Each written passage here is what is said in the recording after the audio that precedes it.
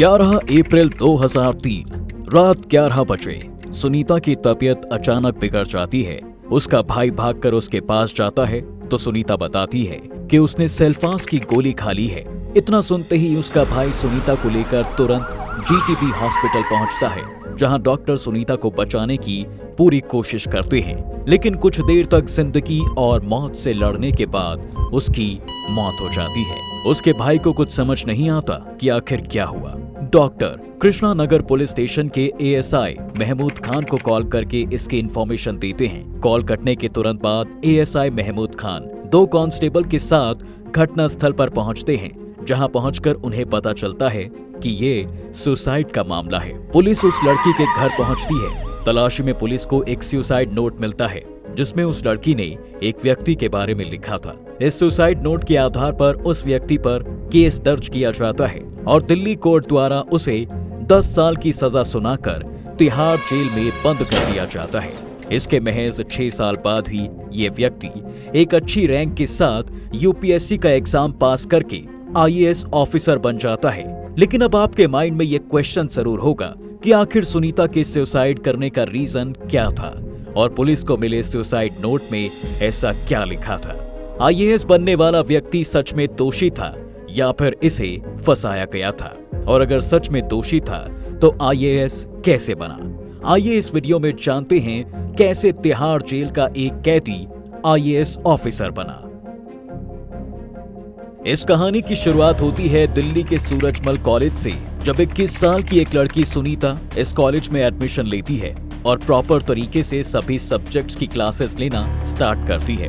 Exam date आने के कुछ महीने पहले सुनीता को रियलाइज होता है कि उसकी सभी सब्जेक्ट्स में पकड़ अच्छी है, लेकिन केमिस्ट्री सब्जेक्ट थोड़ा वीक है, जिसके लिए उसे कोचिंग ज्वाइन कर लेनी चाहिए। इस बीच उसे पता चलता है कि पास में ही एक इंस्टीट्यूट है जहां पर अमित सर केमिस्ट्री पढ़ाते हैं। अमित सर की एज 29 साल की थी और ये यूपीएससी की प्रिपरेशन कराने के साथ ही साथ कोचिंग पढ़ाते थे।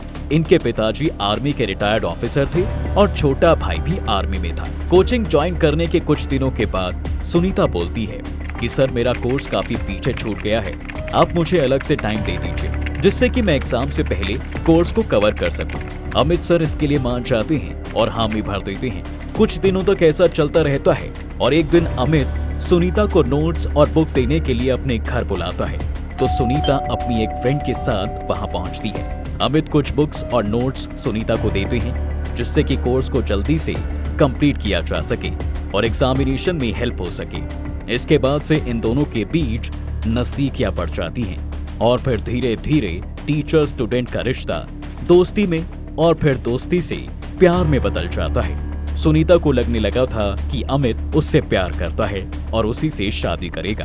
अब तक दोनों के बीच रिलेशंस और पढ़ाई दोनों ही ठीक चल रहे थे। तभी एक दिन अचानक सुनीता के पास अमित का कॉल आता है और कहता है कि एग्जाम को लेकर कुछ नए नोट्स तैयार किए हैं, अगर तुम्हें चाहिए तो ले जाओ। इस बार सुनीता अकेले ही अमित के घर पहुंच जाती है। अमित सुनीता को प्रसाद के रूप में कुछ मिठाई खाने को देता है, जिसके बाद सुनीता हर उस बात को मानने के लिए रेडी हो जाती है जो भी अमित बोलता है।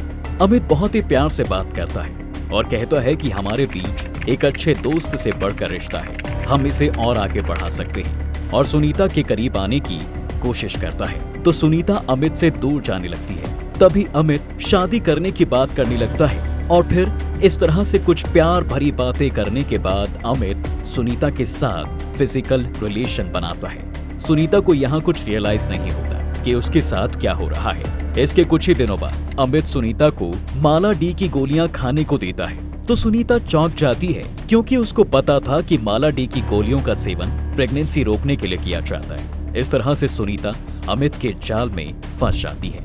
अब ना तो वो अमित के अगेंस्ट जा सकती थी और ना ही शर्म की वजह से किसी को बता सकती थी, और फिर इस तरह से समय गुजरता रहा और इनके बीच रिलेशन चलता रहा।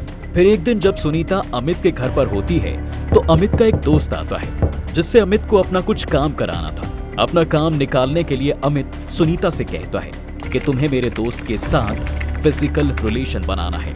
ये सुनकर सुनीता हैरान रह जाती है। सुनीता ऐसा करने से मना करती है तो अमित सुनीता को बदनाम करने की धमकी देता है और फिर सुनीता अपनी इज्जत बचाने के लिए उसके दोस्त के साथ फिजिकल रिलेशन बनाने के लिए मजबूर हो जाती है। इस घटना के बाद उसका दिल टूट जाता है और उसे रियलाइज होता है कि अमित उससे शादी नहीं करेगा। और फिर आती है वो 14 अप्रैल की रात, जब सुनीता उसके साथ हुई इस पूरी घटना के बारे में एक खत में लिखती है कि किस तरह वो अमित के चंगुल में फंसी। इस खत में ये भी लिखा होता है कि मुझे अमित की वजह से किसी और के साथ भी फिजिकल रिलेशन बनाना पड़ा। मैं अमित के अत्याचार से परेशान हो चुकी हूँ। अमित, जिसका रियल नाम अशोक कुमार राय है, एक राक्षस है। इसने मेरी जिंदगी बर्बाद कर दी। इसने मुझे सोसाइटी में मुंह दिखाने लायक नहीं छोड़ा, मेरी जिंदगी को नर्क बना दिया। अब मेरे पास मर जाने के अलावा और कोई दूसरा रास्ता नहीं है। अमित की इन हरकतों से परेशान होकर और अपने आप को बदनामी से बचाने के लिए मैं सुसाइड कर रही हूँ। मेरी मौत का जिम्मेदार अमित है।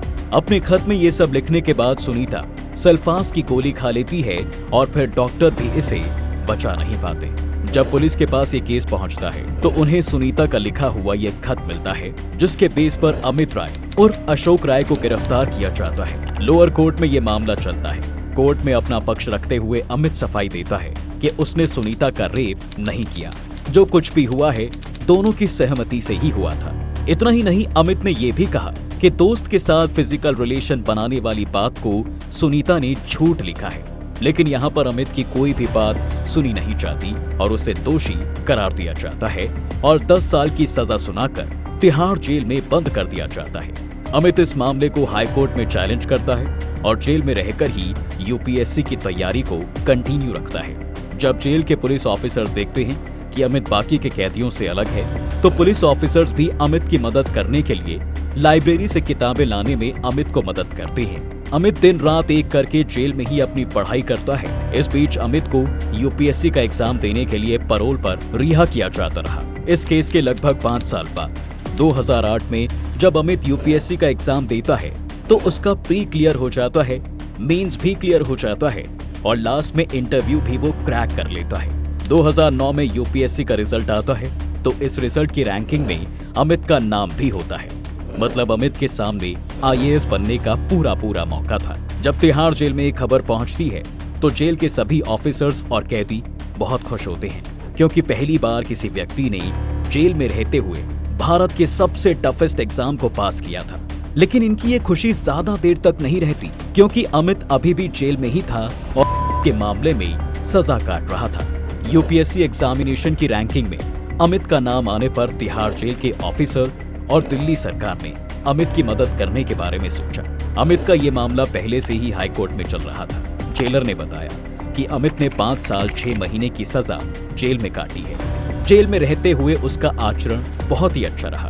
अमित के आचरण, इंटेलिजेंस और जेलर द्वारा दी गई दलील को देखते हुए 2009 में ही दिल्ली हाई कोर्ट का जजमेंट आता है, जिसमें कहा जाता है कि सुनीता ने सुसाइड किया था। इसका कोई सीधा संबंध अमित के साथ नहीं है। सुसाइड को लेकर कोई जानकारी उसको नहीं थी। दोनों मैच्योर थे और उनके बीच अच्छे संबंध थे और आपसी सहमति से फिजिकल रिलेशन बनाया गया था।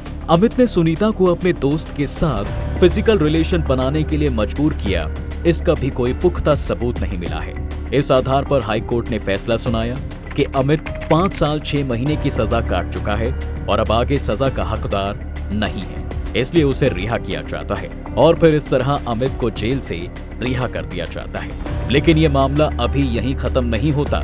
इस मामले के फैसले के बाद NCW यानी नेशनल कमीशन फॉर वुमेन ने इस मामले को लेकर दिल्ली हाई कोर्ट से अपील की कि इस मामले को फिर से रिव्यू किया जाए। NCW का कहना था कि अगर कोई कैदी आईएएस के एग्जाम को पास कर लेता है तो क्या उस जैसे संगीन गुनाह को माफ किया जा सकता है। जब इनकी अपील पर कोई एक्शन नहीं लिया गया तो NCW ने इस मामले को लेकर सुप्रीम कोर्ट में अपील की और कहा कि इस सजा को बरकरार रखा जाना चाहिए। इस अपील को 2010 में सुप्रीम कोर्ट के द्वारा ये कहते हुए डिसमिस कर दिया जाता है कि किसी भी केस में थर्ड पार्टी बनकर अपील करने का NCW को कोई अधिकार नहीं है और आखिरकार इस मामले का डिसीजन अमित के पक्ष में ही आता है और वो आईएएस की ट्रेनिंग के लिए LBS NAA चला जाता है। इसके बाद इनकी पोस्टिंग एक आईएएस ऑफिसर के रूप में की जाती है। अब आप सोच सकते हैं कि जेल में रहते हुए उस व्यक्ति के मस्तिष्क में, जीवन में, मन में, तन में, बदन में पता नहीं क्या क्या चल रहा होगा और क्या माइंडसेट रहा होगा। लेकिन इन सब के बावजूद उसने यूपीएससी का एग्जाम क्लियर किया और एक आईएएस ऑफिसर बना। इस कहानी से आप सीख सकते हैं कि अगर कोई व्यक्ति इस सिचुएशन में भी यूपीएससी एग्जाम को क्वालिफाई करके एक आईएएस बन सकता है तो हम क्यों नहीं। तो दोस्तों, दुनिया में जेल बनाने की जरूरत क्यों पड़ी? ताकि अगर कोई क्राइम करे तो उसे दुनिया से अलग 4 दीवारी में बंद किया जा सके, जहां क्रिमिनल ये सोचने को मजबूर हो जाए कि आखिर मैंने ऐसा क्राइम क्यों किया। लोगों के मन में क्राइम करने का डर बना रहे और लोगों को सुधारा जा सके।